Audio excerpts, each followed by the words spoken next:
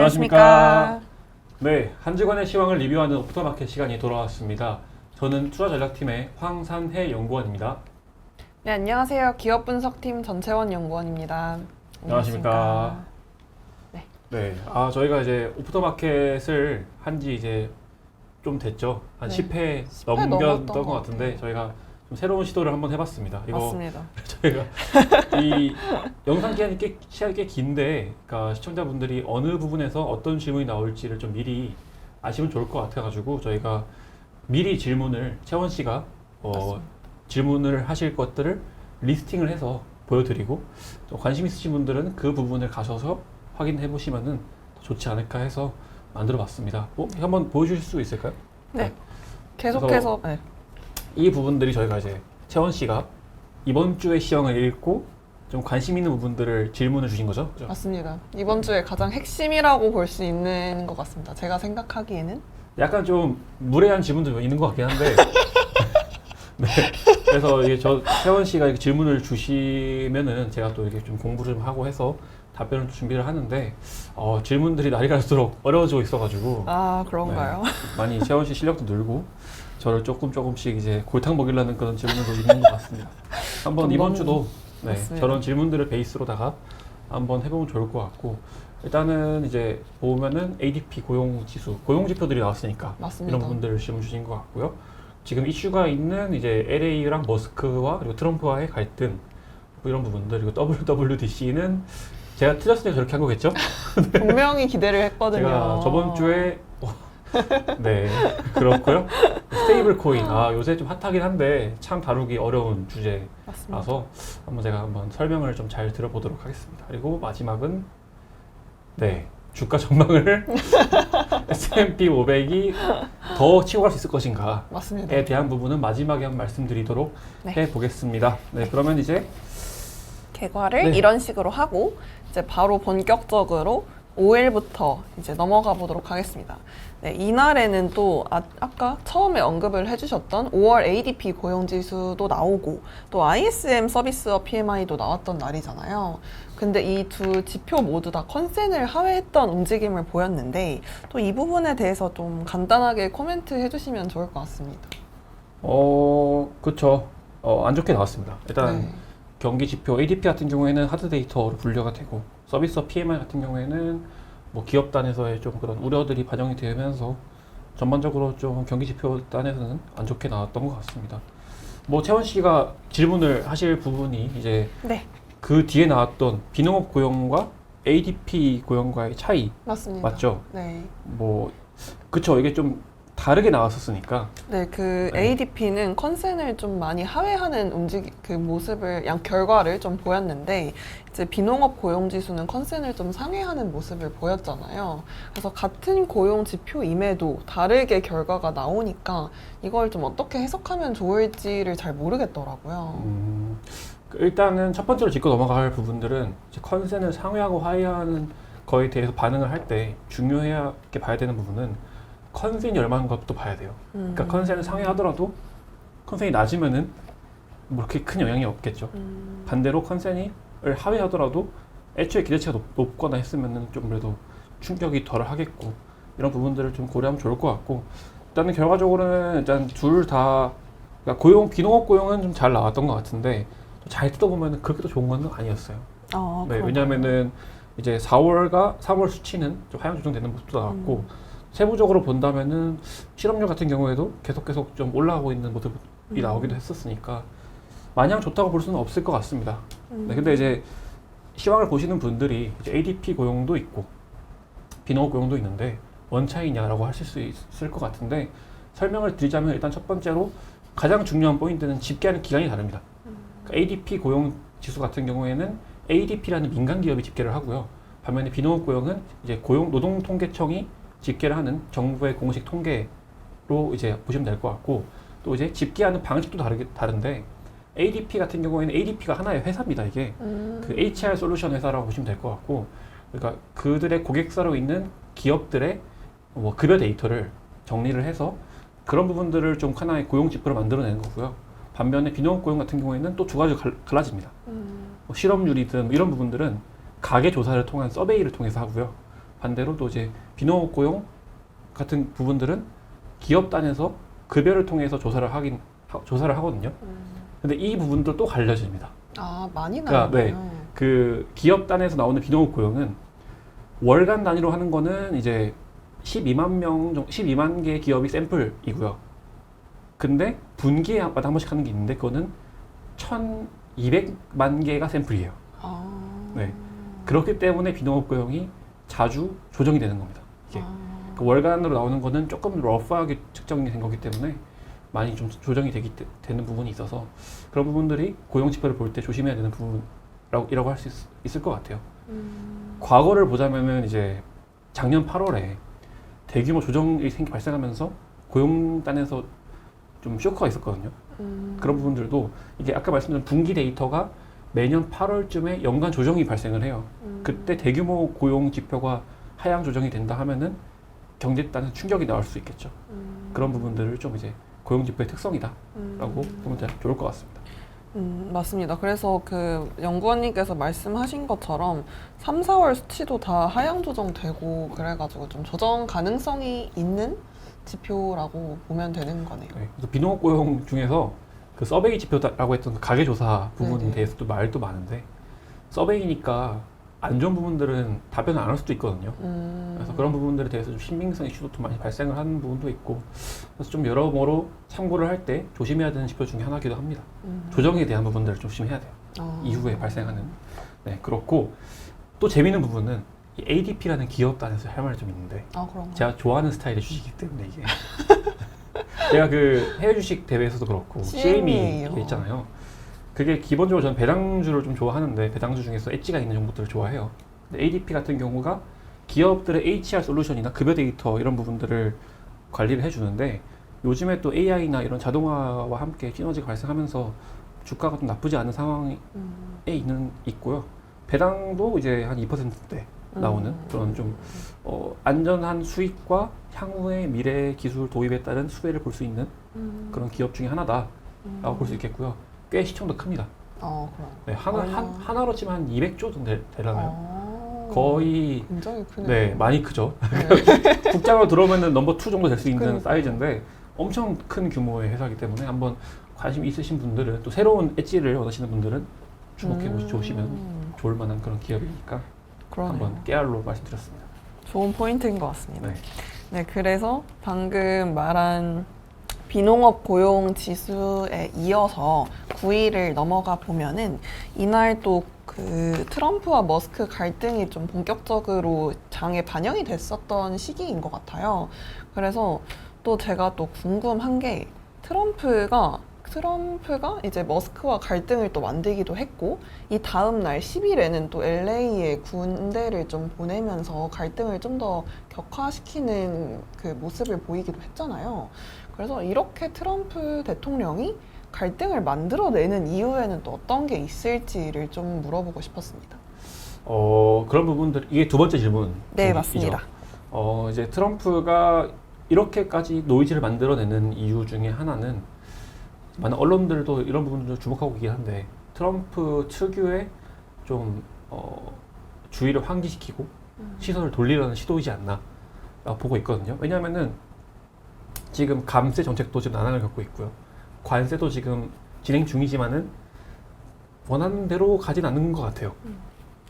그런 상황이고 경기 지표 단에서도 향후에 안 좋게 나올 거라는 전망이 발생하고 있으니까는 좀 시선을 돌릴 곳이 없냐라고 해서 이벤트를 만드는 걸 수도 있어요. 그리고 또 언론들이 주목하기로는 너무 빠른 대응이었다. 저도 여기다가 시황에 적은 것 같긴 한데 네. 이제 보면은 BBC와 가디언즈, 10일자 시황이죠. 네. 이제 BBC와 가디언즈 등 미 외신들이 이제 트럼프 행정부의 신속한 군 투입을 두고 이제 미리 준비를 한 부분이다라고 네네. 말하고 있거든요. 그래서 좀 계획된 의도가 있는 전략이라고 볼 수도 있을 것 같아요. 왜냐하면 트럼프가 가장 강점을 가지는 정책 중 하나가 이민자 정책이거든요. 그래서 그런 부분들로 있어서 지지율도 끌어올리려는 그런 시도도 있을 수도 있고 반면에 이제 머스크와의 분쟁 같은 경우에는 사실 머스크가 트럼프가 하려는 그런 정책들의 키맨이기도 하거든요. 그러니까 뭐 도찌나 이런 부분도 그렇고 머스크가 가지고 있는 생산성 측면에 기가팩토리라든가 로봇 같은 부분들은 지금 트럼프가 하려는 정책들에서 물가나 이런 부분들의 리스크를 줄여줄 수 있는 요인이기도 하기 때문에 그런 부분들은 이제 트럼프 주위의 사람들이 많이 말리기도 했죠. 이러면 안 된다 해서 지금은 좀 대화를 하고 있는 걸로 알고 있고요. 그래서 그런 부분들이 다 하나의 좀 전략이라고 보시면은 그렇게 의도를 찾아가 보는 것도 좀 재밌는 포인트 중 하나일 수도 있습니다. 아니, 그래서 저는 트럼프랑 머스크가 갈등이 있다고 해서 좀 올해는 아니어도 좀 지속이 될 줄 알았는데 바로 그냥 화해의 제스처를 취하고 이러는 거를 보면은 또 하나의 전략일 수도 있지 않을까라고 생각을 할 수 있는 것 같습니다. 그렇죠. 예. 이게 그 OBBBA 크고 네. 아름다운 법안 내에서도 트럼프와 머스크가 갈등을 빚었던 부분들이 친환경 정책이었잖아요. 하지만 친환경 정책보다 더 큰 이슈가 있었거든요. SALT라고 그 이제 공제 부분인데 그 부분들을 어찌 보면 또 노이즈가 덮어버리기도 했고 그런 트럼프 특유의 전략일 수도 있다라고 또 보면 좋을 것 같아요. 근데 이제 지금 LA 사태는 좀 점점 커지고 있어가지고 그런 부분들은 향후에 이제 과거의 LA 산불이나 더 과거로 가자면은 뭐 과거 LA 폭동 같은 부분들을 비추어 보자면은 경기 집단에서나 아니면 주식시장의 센티 측면에서 안 좋게 다가올 수도 있어요. 더 확산이 되면은 그 부분들은 좀 경계할 요인이지 않나라고 보고 있습니다. 네, 알겠습니다. 그리고 이제 9일에 하나만 더 보면은 이제 저번 주에 이제 저번 주 방송에서 이번 주에 가장 핵심적으로 봐야 할 포인트라고 말씀을 해주셨는데 말씀을 해주셨던 애플의 WWDC가 이제 시작이 됐었는데 생각보다 시장에 대한 반응이 되게 미미하더라고요. 그래서 이번 WWDC가 어땠는지 그리고 주가가 왜 이렇게 부진한지도 한번 설명해 주시면 좋을 것 같습니다. 제가 대놓고 저랑 틀렸다고 말하는 것 같긴 한데 네, 저도 네, 약간 조금 생각을 너무 낙관적으로 한 것 같기도 해요. 왜냐하면 저는 판단을 할 때 이벤트도 이벤트지만은 현재 주가를 보고 판단을 하기 때문에 주로 네. 아무래도 전략팀이라서 그런 것 같아요. 그래서 이제 지금 정도 애플 주가 수준이면은 좀 엔간한 이벤트면은 반응을 하겠다 싶었는데 가장 핵심 포인트였던 그 AI에 대한 도입 또는 이제 사실 애플이 지금 해야 되는 과제 중 하나는 스마트폰 교체 사이클을 만들어야 돼요. 애플은 지금 그러니까 고객들에게 새로운 아이폰을 사게 만들어야 되는데 그것의 가장 키 포인트가 AI 도입이거든요. 그러니까 뭐 AI 실이든 이런 부분들을 도입을 해서 새로운 사이클을 만들어야 되는데 그게 실패를 하고 있어요. 이번에도 지연되는 것 같더라고요. 근데 왜 그러냐고 보면은 사실 지금 애플이 지금도 밀린 상황인데 그럼 퀄리티를 더해서 내야 될 거 아니에요. 근데 너무나 가파르게 뭐 챗GPT든 아니면 퍼플렉스티든 이런 부분 AI 비서도 많이 생겨나가고 있고 네네. 퀄리티가 올라오고 있기 때문에 타이밍을 놓친 게 아닌가라는 말이 나오고 있더라고요. 그래서 하지만 물리진 않았잖아요. 그렇죠. 네.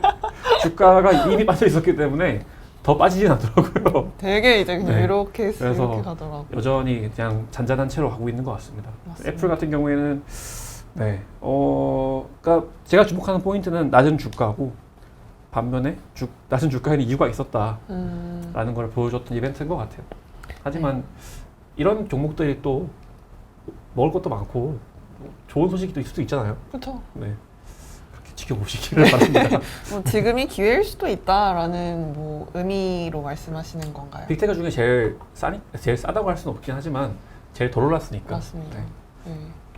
하지만 퀄리티는 엔비디아가 더 좋은 것 같습니다. 그런가요? 밸류가 더 싸고 마진도 잘 나오고 그렇습니다. 네, 알겠습니다. 네, 그러면은 이제 다음 10일로 또 넘어가 보면은 이날에는 아까 언급해주신 LA 이제 시위도 있었고 이날부터 이제 미중 협상이 본격적으로 시작이 됐던 날이었던 것 같아요. 근데 저는 이 날에서 좀 궁금했던 게 우리나라도 최근 굉장히 핫한 테마죠. 스테이블 코인이 여기서도 지금 다 핫한 것 같은데 이제 서클이 공모가 대비 270% 이제 급등을 하는 모습을 보여줬더라고요. 그래서 스테이블 코인이 어떻게 핫한 건지, 그래서 서클이 왜 이렇게 주가가 올랐는지를 좀 설명을 해주시면 좋을 것 같습니다. 그 스테이블 코인이 일단은 가지는 의미가 뭔지를 저는 좀 많이 보고 있는데 왜냐하면은 뭐 관련주는 좋을 수 있겠죠. 당연히 지금 대세니까. 하지만 저는 매크로고 전략이다 보니까 이 스테이블 코인이 확산됨에 따라서 발생할 수 있는 영향들을 좀 보고 있어요.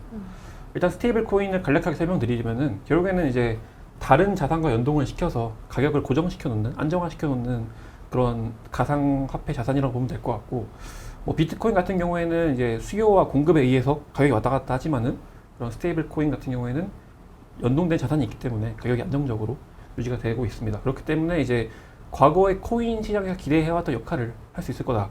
뭐 예를 들면은 뭐 과거에 기대했던 부분들은 코인을 활용한 뭐 물품 구매나 아니면 코인을 활용한 자산의 토큰화 이런 것들이 있었잖아요. 하지만 이제 코인들이 너무 변동성이 심하다 보니까 안 나왔던 부분들을 이제 이런 스테이블 코인으로 할 수 있지 않을까라는 기대감이 발생하고 있는 거고, 다만 이제 제가 주목하고 있는 부분은 매크로적으로 봤었을 때는 이런 코인이 확산이 되면은 이게 미국 부채와 관련이 있습니다.